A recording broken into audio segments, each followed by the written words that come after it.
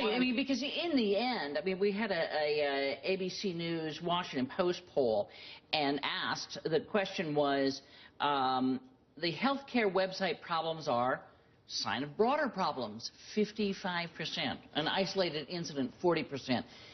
This will look like nothing if no one signs up. No one's going to care that the computer didn't work. That's the underlying policy issue here, right? I mean, obviously, the website can presumably get fixed at some point in the future, but the White House has a window. It was originally 6 months. Now it's 4 or 5 months to get a certain number of people and a certain number of a specific kind of person, young, healthy, middle class, to sign up for the health care law, and that is the only. I mean, the entire presidency at this point is riding on his ability to do that. But this is the problem with this. This is the problem with this story. I mean, you go back a couple of years under Bush, and you had Speaker Boehner talking about a horrendous rollout of a program. They were talking about the prescription.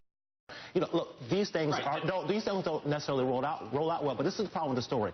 It's become a process story. It's about the process. No, and you're missing the forest for the trees. It's not about a process. It's about a value. This is why it's different. It's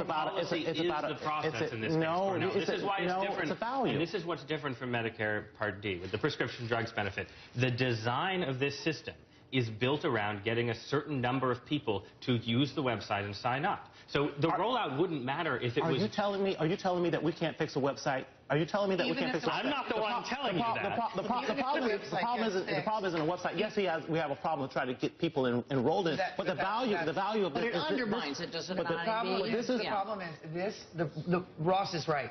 It's a fundamental structural issue. They needed a great start. You could have had glitches later. You needed to get people pouring in the system because the sick are pouring into the exchanges. For the first time, they can get coverage where they couldn't before. Now you need young, healthy people to balance out the risk and to really actually keep it affordable. Without those people, those consumers, it's not affordable anyway. But we've seen this before.